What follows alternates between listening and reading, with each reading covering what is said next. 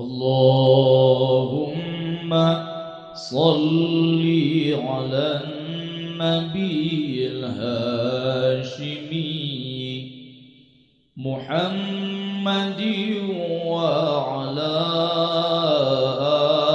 آله وسلم تسليما.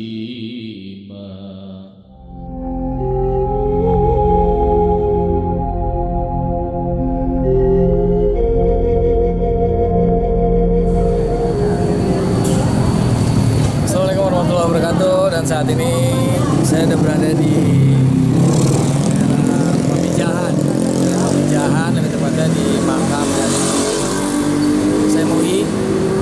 Jadi buat teman-teman kalau mau kesini nggak usah khawatir ya, karena di sini banyak banget makanan, banyak banget nggak pernah panik yang bisa dibawa pulang, jadi nggak perlu bawa makanan dari rumah gitu. Kalau di sini banyak banget makanan.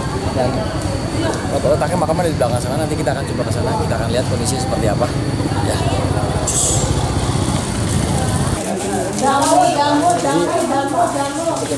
Kondisinya juga di sini menuju makamnya ini sangat ramai banget ya, banyak warung, dan nanti kita akan masuk ke goanya. Kalau ke Pamijahan harus masuk ke goa Pamijahannya. Yuk. Tepatnya di desa Pamijahan, Kecamatan Bantar Kalong, ada makam ulama yang konon sebagai penyebar agama Islam di Tasikmalaya. Makam tersebut banyak diziarahi masyarakat dari berbagai kota, bahkan dari Provinsi Jawa Tengah hingga saat ini. Tempat tersebut yakni makam Syekh Abdul Muhyi. Dari berbagai sumber literasi, sejarah penyebaran Islam oleh Syekh Abdul Muhyi di Tasikmalaya bermula saat ia berusia 27 tahun. Dia beserta teman sepondok dibawa oleh gurunya yakni Syekh Abdul Rauf bin Abdul Jabbar untuk menunaikan ibadah haji. Saat di Baitullah, gurunya mendapatkan ilham yang menyebut bahwa salah satu santrinya ada yang akan mendapatkan pangkat kewalian. Dalam ilham itu dinyatakan apabila sudah tampak tanda-tanda maka Syekh Abdul Rauf harus menyuruh santrinya itu pulang dan mencari gua di Jawa bagian barat untuk bermukim di sana. Jalan masih di atas, makamnya ada di atas. Jadi kita istirahat dulu sebentar ya. Dilihat dari nasab Syekh Abdul Muhyi, diambil dari beberapa catatan sejarah, silsilah dari garis ayah maupun ibu dari Syekh Abdul Muhyi ini masih simpang siur. Tidak diketahui pasti siapa kedua orang tua dari Syekh Abdul Muhyi. Yang jelas disebutkan bahwa orang tua beliau berasal dari Gresik. Tokoh yang disebutkan di sini mungkin saja adalah salah satu muridnya ataupun mertua dari Syekh Abdul Muhyi ketika menyebarkan Islam di tanah Pasundan. Berikut adalah nasab yang saya cari, yang saya dapatkan dari beberapa sumber. Dari jalur ayah, bin Sembah Lebewarto Kusuma bin Entol Penengah bin Mudik Cikawung Ading bin Kuda Lanjar bin Ratu Puhun bin Ratu Galuh. Dari nasab ibu, bin Raden Ajeng Tangan Zia bin Kentol Sumbirana bin Wiracenda.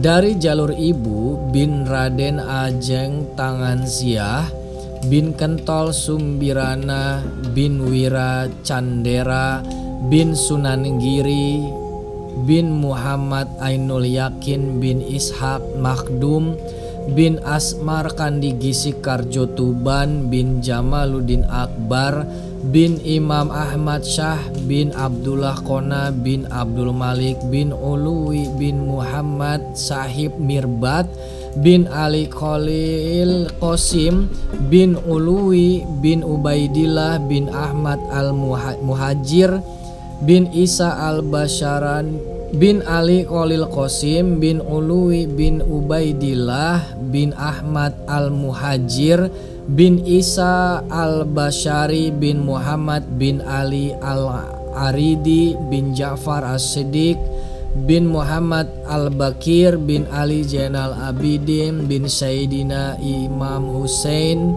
bin Sayyidina Ali karamallahu wajhah dan Fatimah Az-Zahra bin Rasulullah. La ilaha illallah, la ilaha illallah, la ilaha illallah, la ilaha illallah. Ini di belakang saya ini makam dari Syekh Muhyi. Belakang sini banyak orang berziarah, dan semoga apa yang kita doakan, apa yang kita panjatkan kepada Allah melalui karomah dan barokah dari Tuhan Syekh Muhyi bisa dijabah oleh Allah Subhanahu wa taala. Dan sekarang waktunya saya untuk berziarah ke tempat lain. Sekarang saya mau menuju ke Tasik insya Allah untuk ke pesantren Suralaya dan mau ditalkin lagi di sana. Itu ikuti terus ya. Assalamualaikum warahmatullahi wabarakatuh. Sekarang kita menuju ke Gua Pamijahan. Kalau tadi kita udah ziarah ke Syekh Muhyi, sekarang kita akan menuju ke gua yang ada di samping dari makam Tuan Syekh Muhyi. Jadi kalau kalian ke makam Pamijahan ke Syekh Muhyi, nggak lengkap rasanya kalau kalian tidak berkunjung ke goanya. Sejarahnya seperti apa goanya nanti saya akan kasih tahu ya. Jadi ikutin terus Aden Bajai Channel ziarah sejarah. Assalamualaikum. Di suatu saat sekitar waktu Asyar di Masjidil Haram, tiba-tiba ada cahaya yang langsung menuju Syekh Abdul Muhyi, dan hal itu diketahui oleh gurunya sebagai tanda-tanda tersebut. Setelah kejadian itu, Syekh Abdul Rauf membawa mereka pulang ke Kuala atau Aceh saat ini pada tahun 1677 Masehi. Sesampainya di Kuala atau Aceh, Syekh Abdul Muhyi disuruh pulang ke Gresik untuk meminta restu dari kedua orang tuanya karena telah diberi tugas oleh gurunya untuk mencari gua dan harus menetap di sana. Sebelum berangkat mencari gua, Syekh Abdul Muhyi dinikahkan oleh orang tuanya dengan Ayu Bakta, putri dari Sembah Dalem Saca Parana. Tak lama setelah pernikahan, beliau bersama istrinya berangkat ke arah barat dan sampailah di daerah yang bernama Dharma Kuningan. Atas permintaan penduduk setempat, Syekh Abdul Muhyi menetap di Dharma Kuningan selama 7 tahun, terhitung dari 1678 hingga 1685 Masehi. Kabar tentang menetapnya Syekh Abdul Muhyi di Dharma Kuningan terdengar oleh orang tuanya dan mereka menyusul serta menetap di sana. Salah satu tokoh pemuda di desa Pamijahan, Kecamatan Bantar Kalong, Imam Mudofar menuturkan, Syekh Abdul Muhyi berusaha mencari gua yang diperintahkan oleh gurunya Syekh Abdul Rauf dengan mencoba beberapa kali menanam padi. Ternyata gagal karena hasilnya melimpah. Padahal petunjuk dari gurunya itu, gua yang dicari akan ditemukan jika suatu tempat ditanami padi, maka hasilnya tetap sebenih, artinya tidak menambah penghasilan.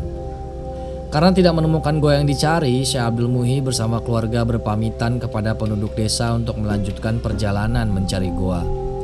Setelah menempuh perjalanan yang cukup panjang, sampailah ia di daerah Pamengpek yang termasuk wilayah Kabupaten Garut saat ini. Di sini beliau bermukim selama 1 tahun antara 1685 sampai 1686 untuk menyebarkan agama Islam secara hati-hati, mengingat penduduk setempat waktu itu masih beragama Hindu. Setahun kemudian ayahanda Sembah Labewarta Kusuma meninggal dan dimakamkan di Kampung Duku di tepi Kali Cikaengan. Beberapa hari seusai pemakaman ayahandanya, ia melanjutkan perjalanan mencari gua dan sempat bermukim di Batuwangi. Perjalanan dilanjutkan dari Batuwangi hingga sampai ke Lebak Siu dan bermukim di sana selama 4 tahun. Walaupun di Lebak Siu tidak menemukan gua yang dicari, ia tidak putus asa dan tetap melangkahkan kakinya ke sebelah timur dari Lebak Siu, yaitu di atas Gunung Kampung Cilumbu. Akhirnya dia turun ke lembah sambil bertafakur melihat indahnya pemandangan sambil mencoba menanam padi. Suatu hari, Syekh Abdul Muhyi melihat padi yang ditanam telah menguning dan waktunya untuk dipetik.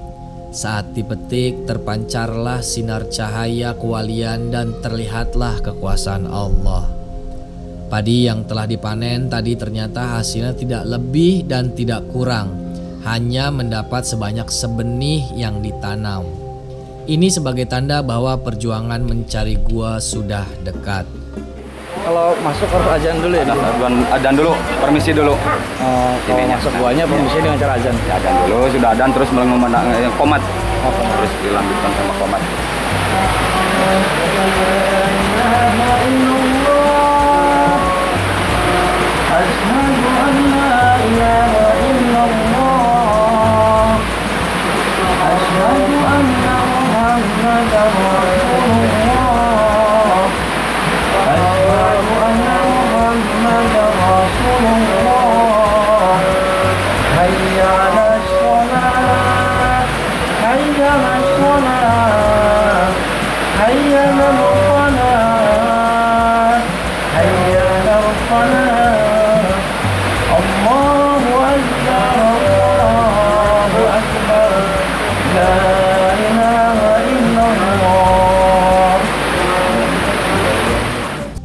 Untuk meyakinkan adanya gua di dalamnya, maka di tempat itu ditanam padi lagi.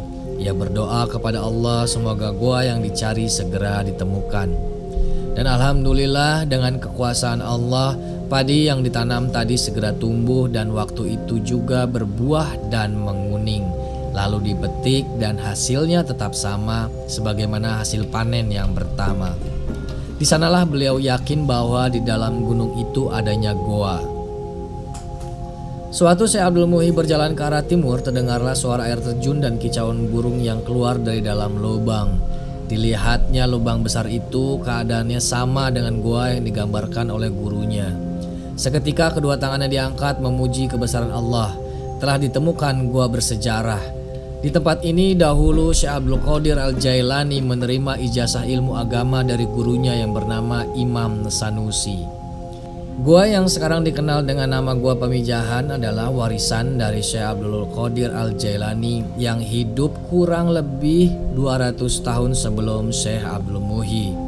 Gua ini terletak di antara kaki Gunung Mujarot. Sejak gua ditemukan, Syekh Abdul Muhyi bersama keluarga beserta santri-santrinya bermukim di sana. Di samping mendidik santrinya dengan ilmu agama, beliau juga menempuh jalan torekat.